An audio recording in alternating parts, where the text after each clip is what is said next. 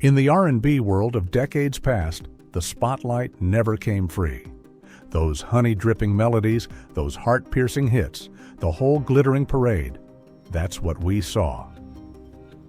Backstage told a different story, a dark crossroads where power, ambition, and raw hunger collided. Not every crown was forged from talent or luck.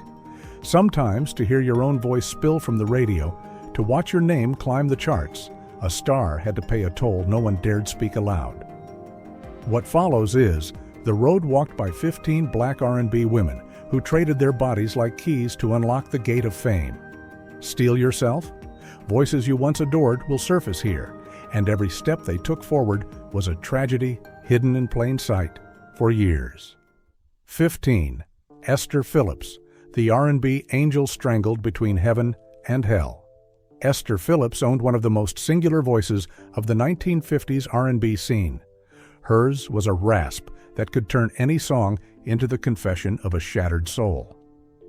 At 15, she ruled the R&B chart, the youngest icon the genre had ever crowned. Yet behind the blinding footlights lay a shadow road where her gift was bartered, abused, and ground to dust by the very hands that lifted her up. 1949, Houston, Texas. Esther was still a black girl from the wrong side of the tracks, school by day, sneaking into smoky clubs by night. When Johnny Otis, club owner, star maker, heard her tear the roof off an amateur contest, he yanked her backstage. She thought the sky had opened. No ticket to the top is ever free. In a cramped dressing room that smelled of sweat and cheap gin, the man told her, "You want to sing, you learn to give." From that moment, the stage stopped being a dream and became the place she lost her childhood. A year later, Los Angeles. Johnny marched her into the Savoy Records studio, and fate snatched the last scrap of innocence she had left. An older producer, the kind who could make or break a career, locked the control room door. Esther knew what waited. She walked in anyway. In exchange, her voice was handed Double-Crossing Blues, one day to cut it. 9 weeks at #1 when it dropped. America reeled. The 15-year-old exploded into stardom, but inside she was a broken kid hiding in heroin haze, trying to scrub away the feel of hands that wouldn't let go. The years after were a slow bleed between fame and self-destruction. Managers passed her around like merchandise. She sank deeper into the needle to forget. From prodigy to ghost, flickering between stage lights and track marks. In 1984, liver failure carried her off quietly, a voice that should have echoed forever, buried under scars that never closed. 14. Etta James, the R&B queen, swallowed whole by sex, power, and dope. Etta James ranks among the greatest voices in R&B history. She was the emblem of agony, of raw power, and of ultimate seduction in American music. With her hit, At Last, Etta once made the whole world dissolve into puddles. But to claim that glory, she bartered the most terrifying price: her childhood, her flesh, and her very soul. Etta's life was no gentle ride from the cradle. In 1950, still in Los Angeles, little Etta endured years of abuse from her own stepfather. With nowhere else to turn, she fled home, drifting through black neighborhoods, crooning in bars to scrape by.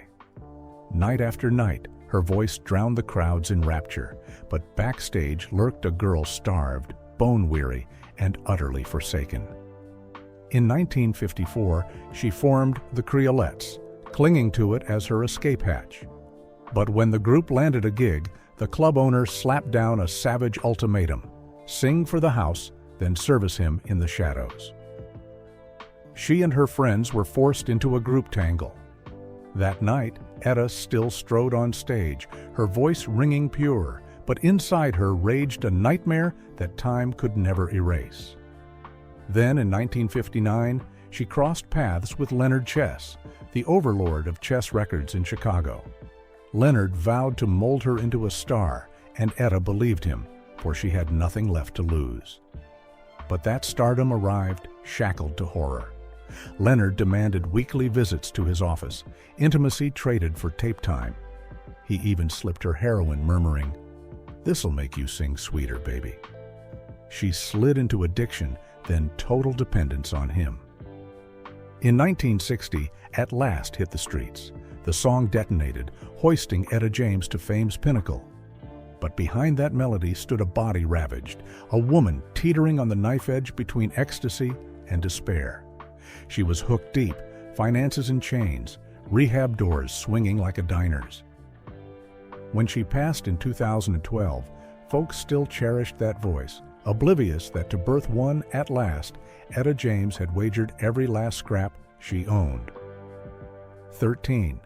Big Maybelle, the blues queen who bartered flesh for glory and died in obscurity.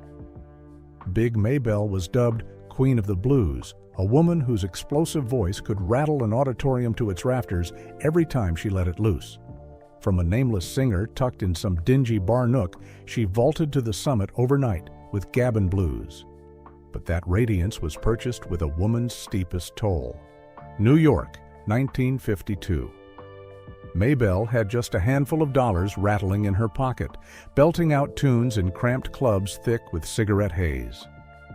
Fred Mendelssohn, boss at OK Records, emerged from the throng, eyeing her with the gaze of a man who knew power rested in his grip. He dangled a recording contract, then summoned her to his private apartment. No brighter road ahead, Maybelle crossed that threshold, silently swapping her chance for her own skin. In that narrow room, she grasped that a killer voice alone wouldn't pierce the silence.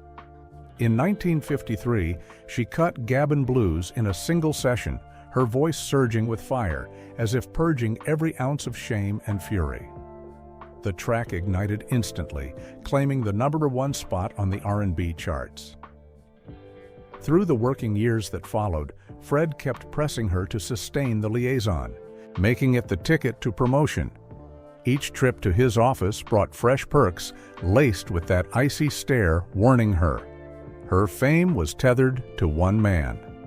Maybelle ascended to stardom. They styled her as the sexy, fat black woman archetype, but pegged her as mere entertainment fodder. Beneath the rouge lay a body drained, a mind unraveling on the drugs Fred had peddled as the way to sing sharper. She hooked, lost her grip on money, and as her star faded, she eked out survival on sporadic gigs. When the stage lights finally flickered out, Big Maybelle was left with an old suitcase and a voice-scraped horse. She died in poverty at 47, hauling the bitter load of a woman who'd brushed glory's crest only to tumble into the abyss. A legend pulverized by the very luster she'd craved. 12. Tina Turner, from raped girl to survivor legend, who climbed beyond hell. Tina Turner stands as the unyielding icon of global music. With a voice like scorching flames and energy that erupted like dynamite, she conquered millions, claiming her crown as Queen of Rock and Soul. But behind the roaring cheers and dazzling beams hides a harrowing saga of a girl twisted into a pawn by a power-mad hand. 1956, St. Louis. Anna Mae Bullock, a 16-year-old dreaming of song, slipped into Club Manhattan, where the tunes swallowed every human sound. Ike Turner, the region's hotshot musician, clocked her and yanked her on stage. Her voice hushed the whole joint. It was a teenage girl's fantasy gig, and Tina never saw it coming. Right after, Ike drove her away and raped her in the car. He spat it plain. "Want fame? You belong to me." Those words cursed her into his vicious chokehold. From 1957 to 1960, Ike remolded her as Tina Turner. New name, forced Sue Records deal, birthing the Ike and Tina Turner Review. She sang nightly while days trapped her in a cramped house, weathering beatings and forced sex against her will. Outsiders never guessed that every onstage grin masked agony, her skin still branded with wounds beneath the skirt. In 1960, A Fool in Love debuted, rocketing the act to glory's peak. Tina sparkled as a star.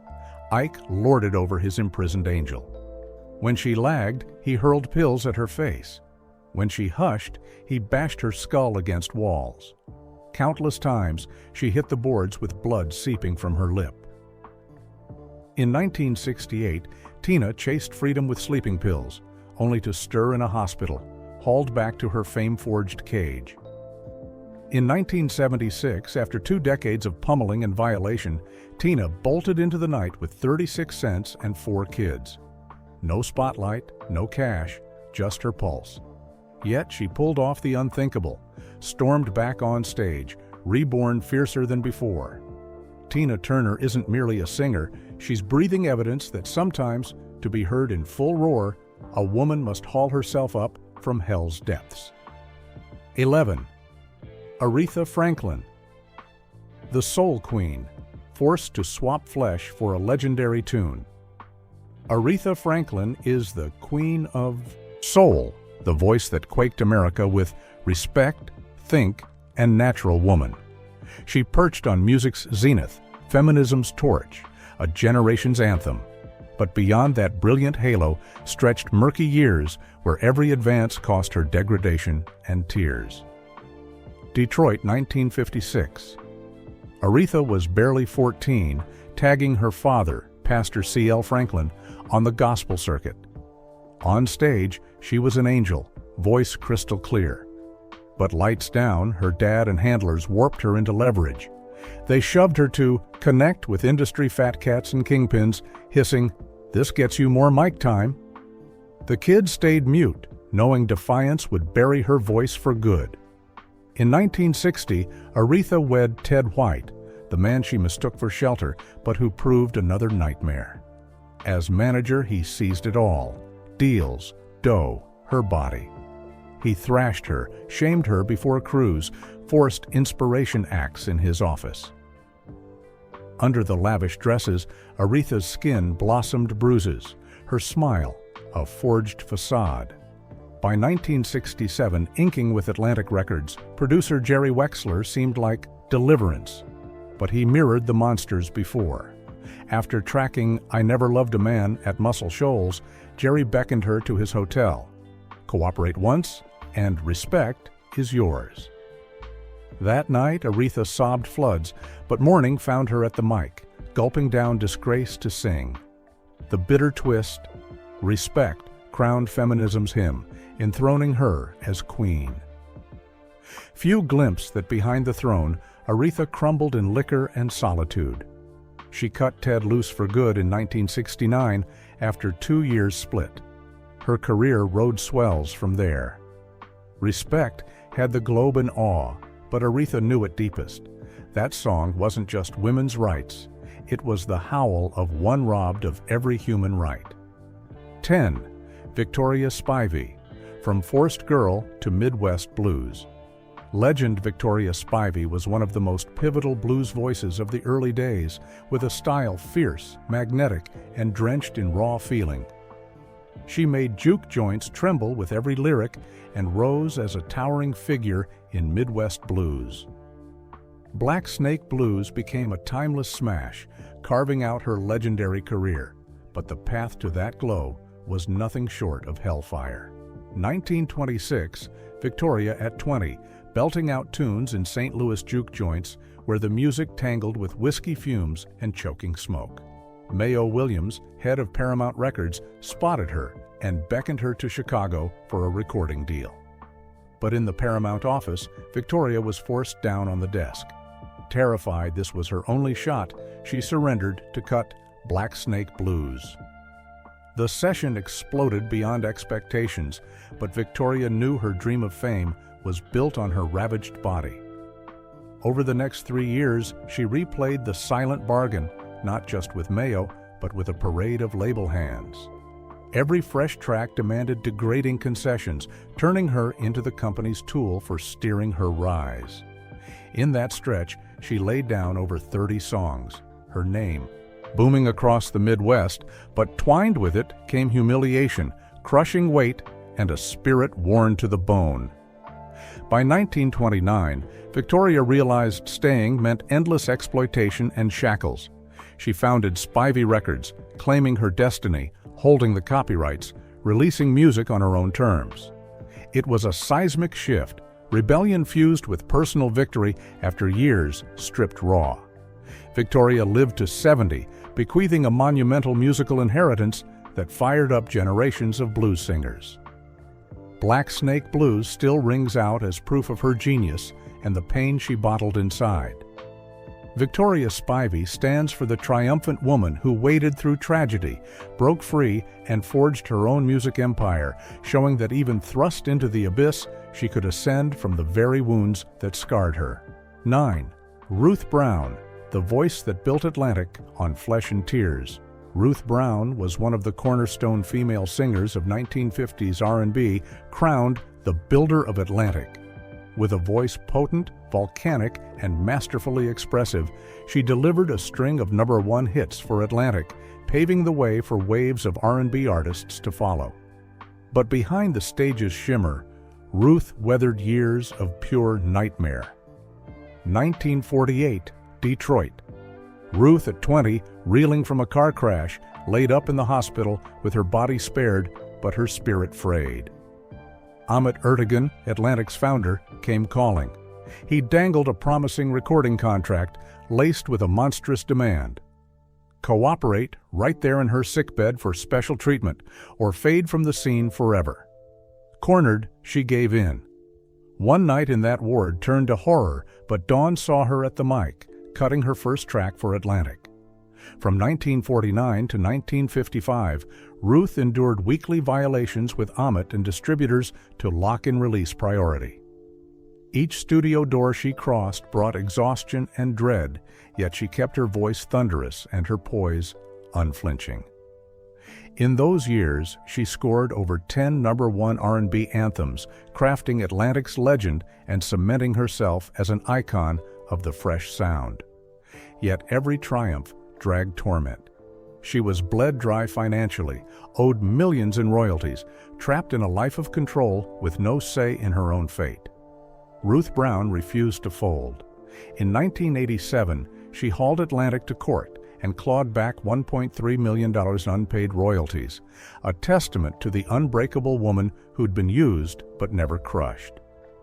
Through the storms of mental and sexual brutality, she endured, commanded stages that stirred millions of hearts, and claimed her spot in the Rock and Roll Hall of Fame in 1993, transforming agony into might, those shadowed years into an undying musical monument.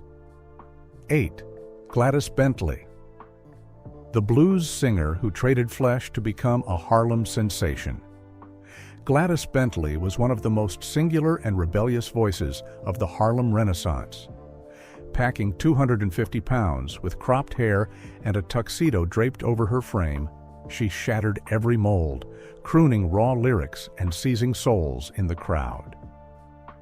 She embodied liberation, grit, and raw command on stage, but her musical dream wasn't the smooth sail many pictured. 1925, Gladys at 18, plunging into Harlem's shadowy buffet flats.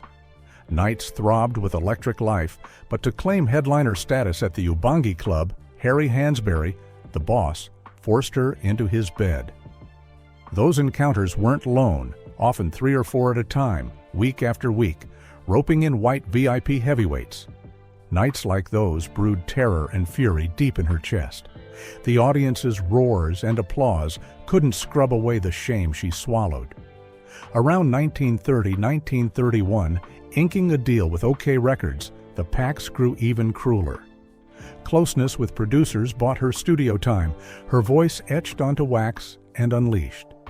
Each mic session arrived with her drained and wired tight, but she held her ferocious edge. Hits poured out. Gladys conquered Harlem and the surrounding sprawl.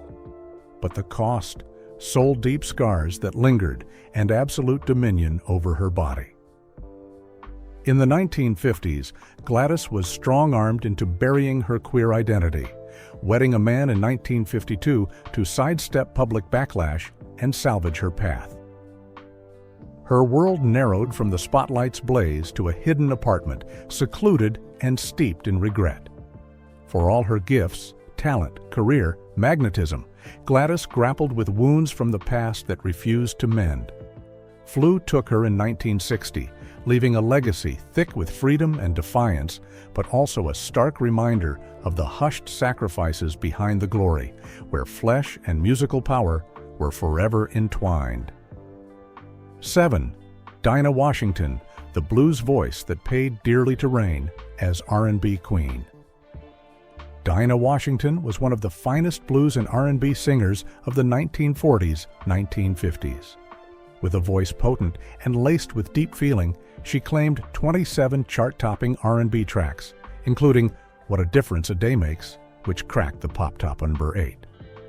Dinah became a musical emblem, but in those years, her life was locked under absolute control. In 1943, Dinah, still Ruth Jones then, was singing with Lionel Hampton's group in Chicago when manager Joe Glazer took notice. He forced her into intimacy for the first time at the Palmer House Hotel in exchange for solo spots on tour. Dinah gave in, for chances like that were rare. Not once, but over the next 3 years, she endured the same pressure to hold her lead position.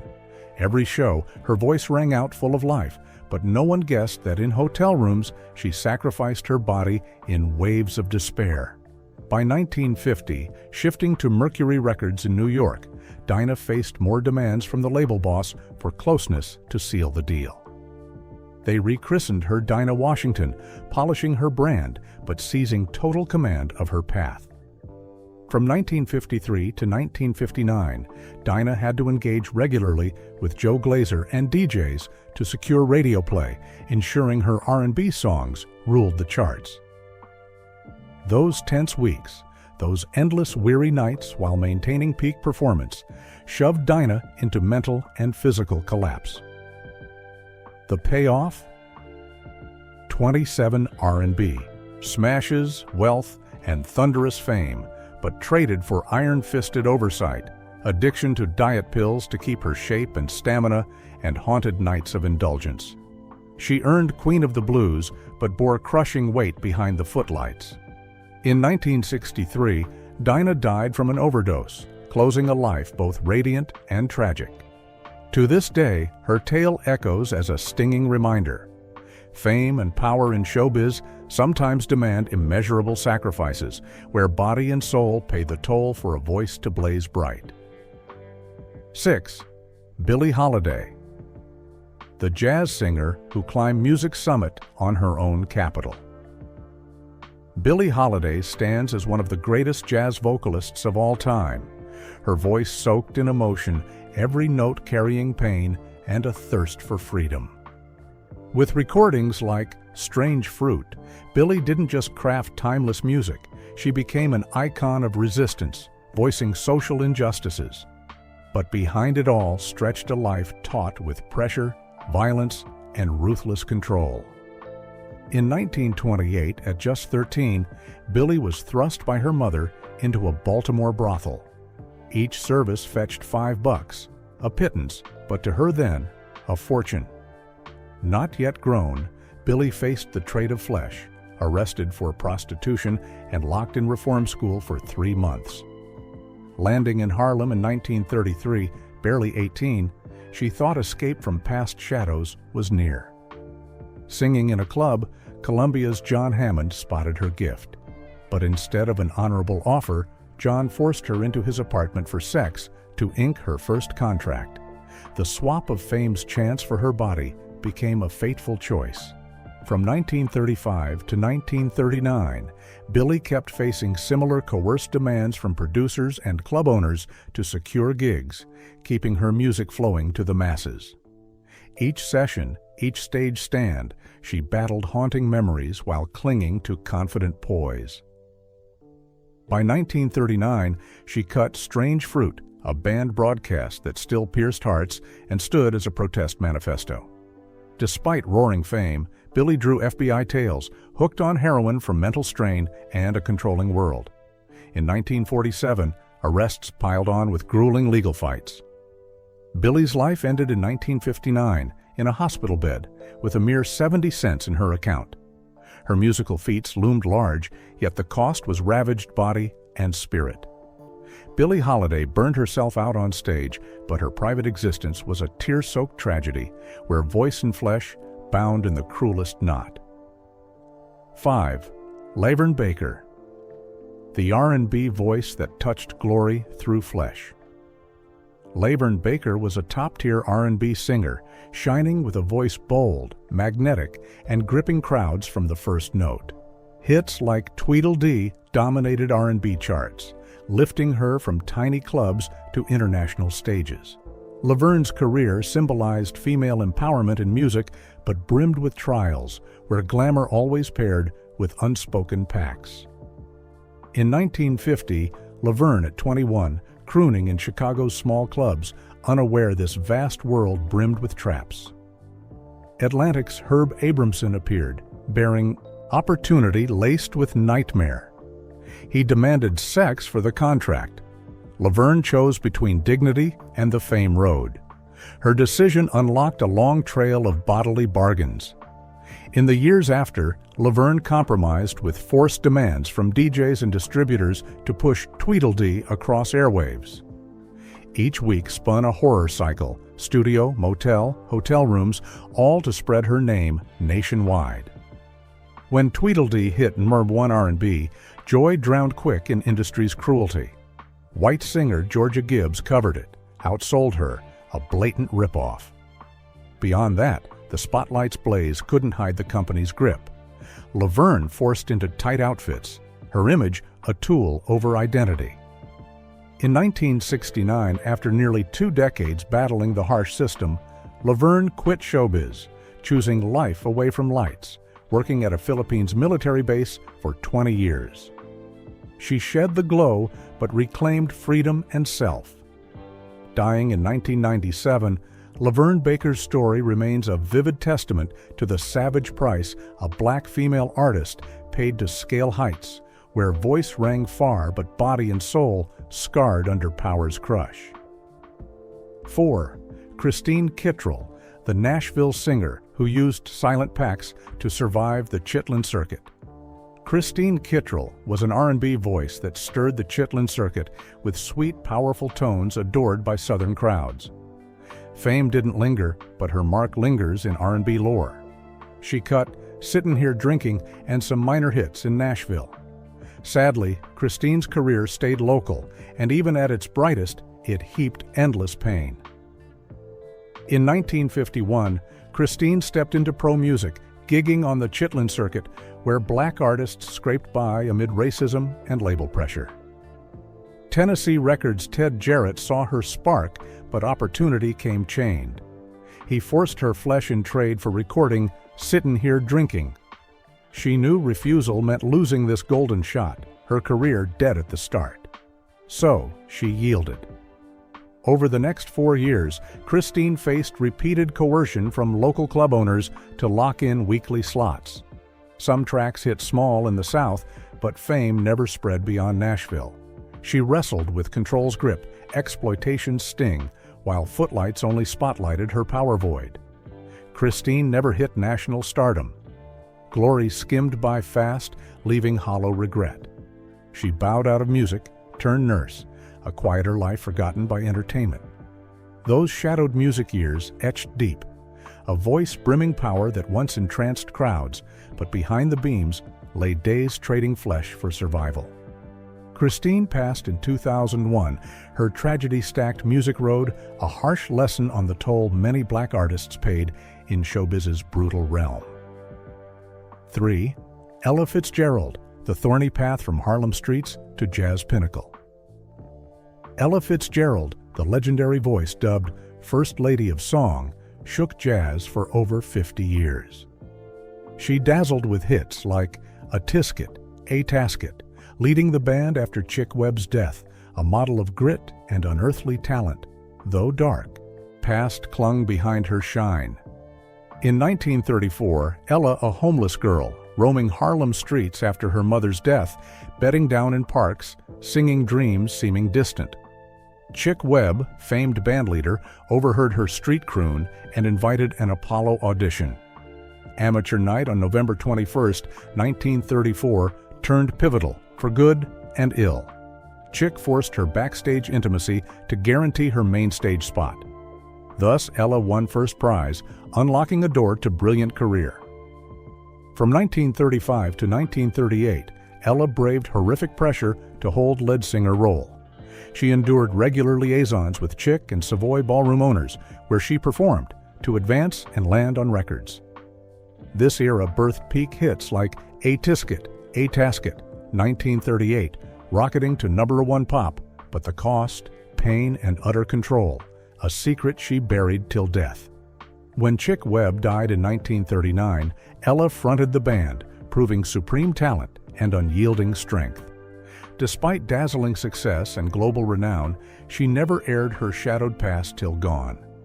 Private life veiled, she guarded a flawless public image, but those years of flesh trades for survival haunted lifelong. Ella died in 1996, leaving a colossal musical legacy and hidden tragedy behind her glow, a bitter nudge on 1930s showbiz cruelty. 2.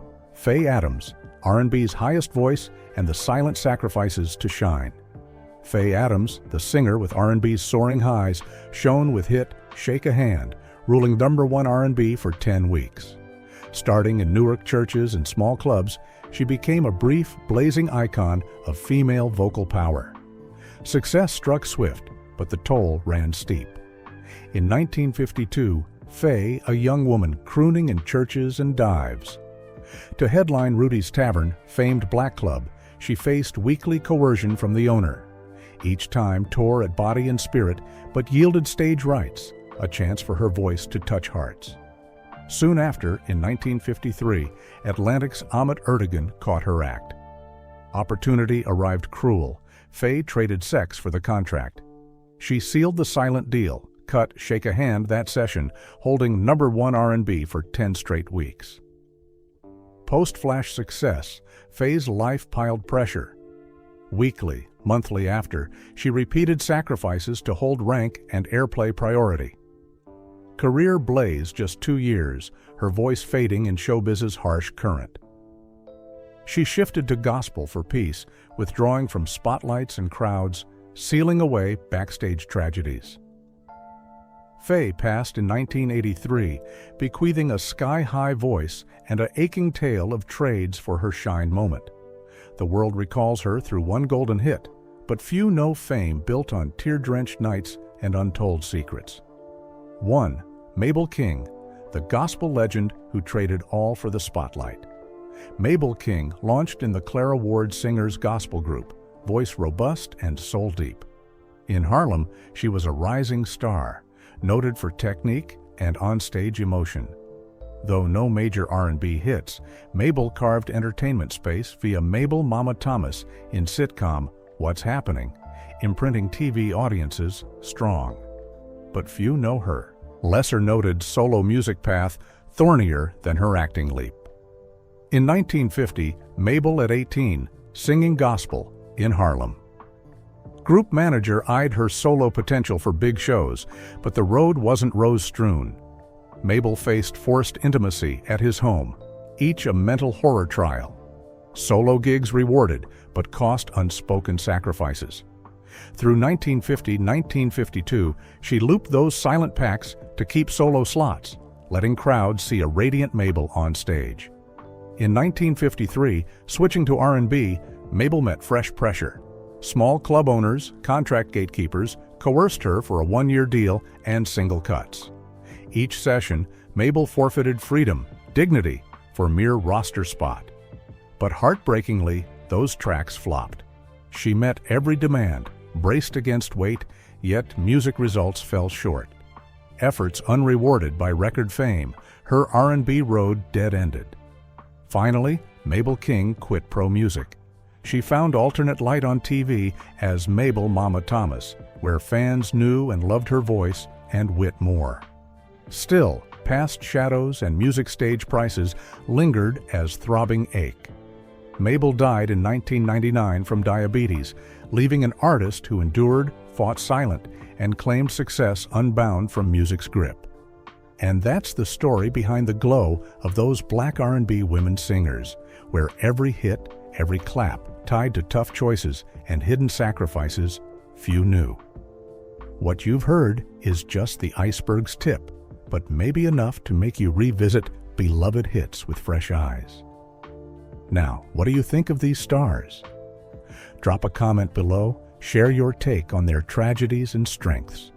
And don't forget to hit subscribe, turn on notifications so you won't miss upcoming videos where we dive together into more shadowed corners of music the spotlights never touched.